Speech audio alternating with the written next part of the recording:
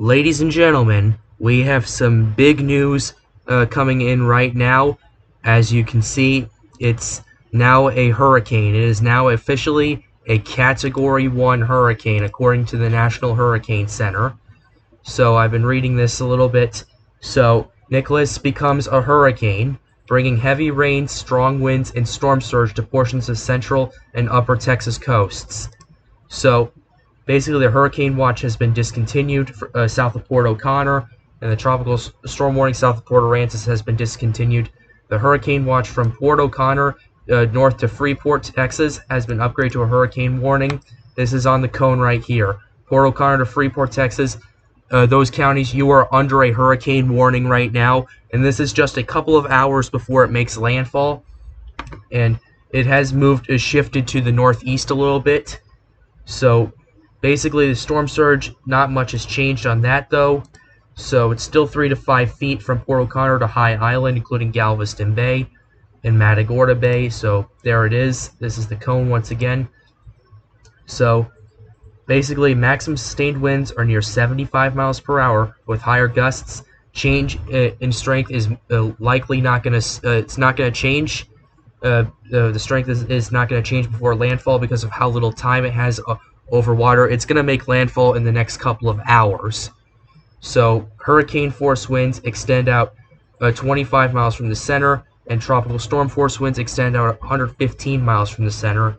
And a weather flow station at Matagorda Bay recently reported a 1-minute sustained wind of 76 miles per hour, gusting to 95.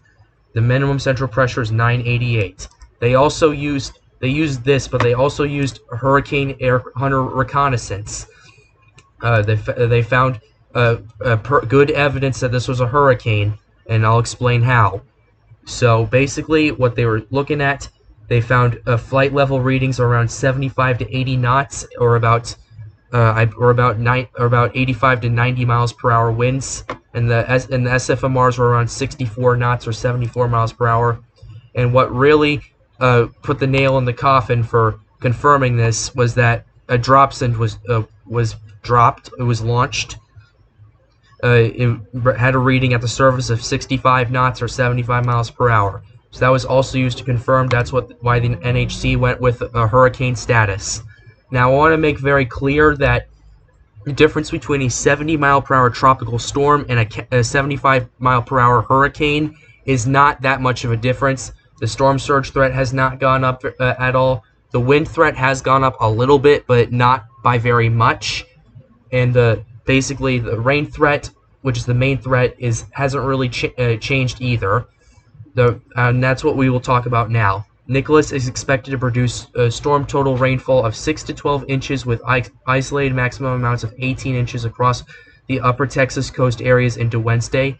Life-threatening flash flooding impacts, especially in urbanized metropolitan areas, are possible across portions of the upper Texas Gulf to the far southwestern Louisiana.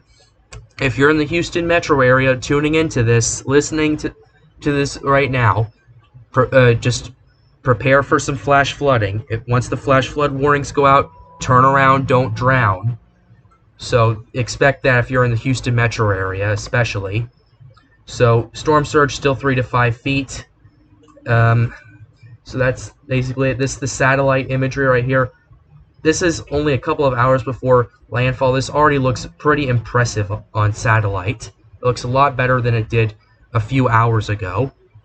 So it started out as a 60 mile per hour tropical storm at the start of the day. It started gradually strengthening in the afternoon, and now it's a hurricane, ladies and gentlemen. It is expected to make landfall as a Cat 1 hurricane. The intensity models need to be updated. The track models, just after this makes landfall, it's going to move over the Houston area. It's going to move over Harris County. And then after that, it's going to move into Louisiana and potentially either dissipate here or in Mississippi. That's what I'm looking at right now. Right now, I'm paying attention to this, watching this make landfall as a Cat 1 hurricane. If you're in the path of the hurricane force winds, if you haven't already, now's the time to hunker down. Expect maybe some power outages if your power goes out. Just hunker down. That is the only message I can really give at this point. You gotta hunker down, get in an interior room, treat this like a severe thunderstorm is rolling through your area. Treat this as such.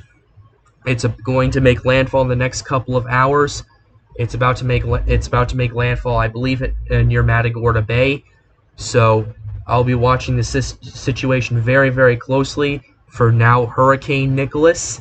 So be sure you hit that like button and subscribe to the channel for more updates on now upgraded Hurricane Nicholas.